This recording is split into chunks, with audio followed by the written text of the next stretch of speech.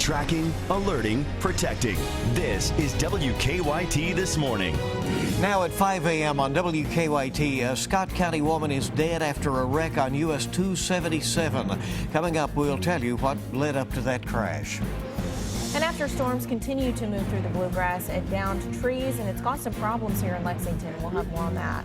Also, we'll tell you how 2 people in Madison County thwarted 2 intruders. We'll have those stories and more, and breaking news as it happens. Coming up on WKYT This Morning. Good morning to you. Welcome. It's good to have you with us after a little bit of a noisy night for some. It's calming down now. I'm Bill Bryant. And I'm Rebecca Smith. Yeah, the winds really started to pick up for me right as I was going to bed at 8:30. Right, and then there was the hail event south of Lexington, so it's pretty interesting. Let's check in with Micah right now. It is a continuing WKYT First Alert Severe Weather Day. Good morning. Hey, good morning, guys. And what we're going to be looking at today, not so much spotty severe thunderstorms, more of your isolated cells, and that's exactly what we're seeing down toward the south and southwest, and this is exactly why we have held on to that First Alert Severe Weather Day. We're holding on to just get you updated if you're just now tuning in. Southern KC County, we have a severe thunderstorm warning with that cell moving through you guys, and that's going to last until about 5 more minutes, and then it'll creep over into northern portions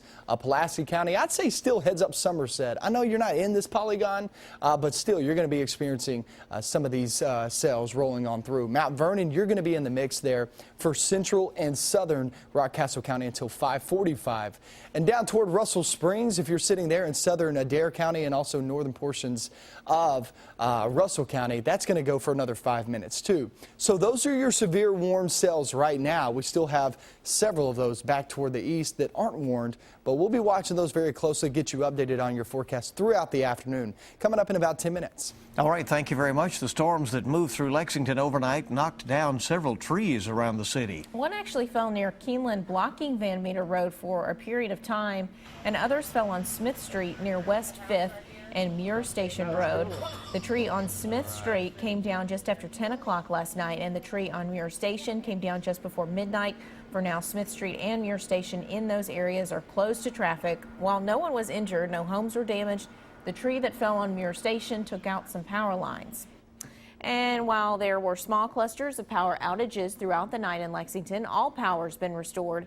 The exception being an area off Harrodsburg Road between Fort Harrods and Snaffle Road. According to Kentucky Utilities, 19 people are affected by the outage.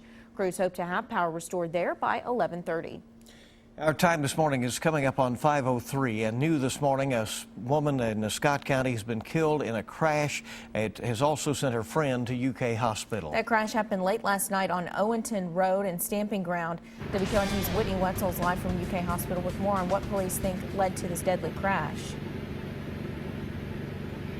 Good morning, everyone. The passenger in that vehicle was brought here shortly after the accident, but he is expected to be okay. The driver, on the other hand, was pronounced dead at the scene. The crash happened around 9:30 last night on the 4100 block of Owenton Road and Stamping Ground. Police say 46-year-old Melanie Morton was driving an orange pickup when she dropped off one side of the road, overcorrected, and then hit a tree on the other side of the road. Morton died from the impact of the crash. We're told the passenger was a friend of hers. He was standing outside of the truck by the time crews got there. Tucker Yoakum Wilson Funeral Home in Georgetown will be handling Morton's arrangements. Meanwhile, police are still investigating the cause of the crash. They do not believe that wet roads played a part in the accident. However, they do believe that alcohol and speed were possible factors. We're live at UK Hospital. Whitney Wetzel, WKYT. Whitney, thank you. This morning, investigators are still trying to figure out what started a fire in Harrison County that killed 2 people. The fire started along Grays Run Pike near Cynthiana Monday morning. The coroner says 2 adults were found dead in the home. We know 1 victim is a man.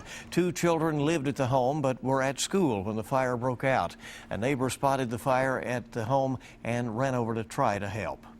And I come right up here to this back door, and all I could hear was a dog hollering. I kicked the door like that, bam! And then a pig come running out of it.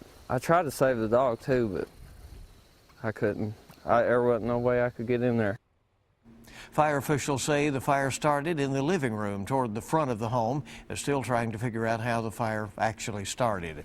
And new this morning, 2 men are in the hospital after they broke into a home in Madison County. State troopers tell us that the victims in the home turned the tables on the intruders and held them there until officers arrived. WKYT's Sean Evans is live from the scene with the latest. Or Sean Moody, actually. Sean Moody. Evans, he left. Good morning. Another Sean. Good morning. Well, state police say it was just after midnight when they got the call to come out here to Lead Drive. That's just off Boone Trail Road near Colonel Drive. When troopers got to the scene, they say they found 2 men being held by the victims. Those victims told police that the 2 men broke into their home. A father and son who were inside, police say, confronted those men and were told a fight broke out. The victims were able to take down the intruders and hold them there until police arrived. Now, police tell us that one of those suspects did have a gun. However, no shots were ever fired. Police say EMS was called to the scene, and both of those suspected intruders did have to go to the hospital for treatment. We don't know how badly they were hurt, but police tell us both of them are expected to survive. Now, Kentucky State Police tell us the 2 men who are in the hospital are expected to face charges. They couldn't tell us just yet what those charges will be. Live in Madison County, Sean Moody, WKYT. A man charged in connection with the deadly robbery in Winchester now faces charges for another crime. Richmond police have charged Curtis Wilkerson with robbery. They say he and Davon Marshall robbed a man September 23rd at a home in Richmond.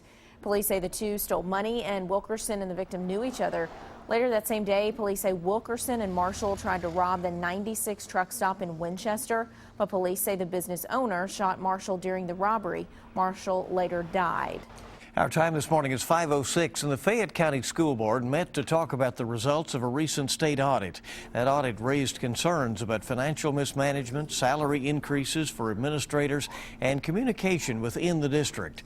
Fayette County Superintendent Dr. Tom Shelton says the district is making progress in fixing the issues that the audit raised. The main thing that came out of the report was there was no money missing and no criminal activity, and everything beyond that was how do we improve. How do we, correct working relationships? How do we improve the flow of information? How do we improve communication? The superintendent is currently working with outside consultants to help come up with a corrective action plan. They expect to have that plan finished by the beginning of November. A donut and coffee shop here in Lexington will be opening a new location. According to our news partners at the Lexington Herald Leader, North Lime Coffee and Donuts will soon open a second location in Stonewall Shopping Center. This is located at Clay's Mill and Wellington Way. That building used to be Stanley J's Deli. There's no date set yet for the opening, but one of the owners said they're already working to get things set up there.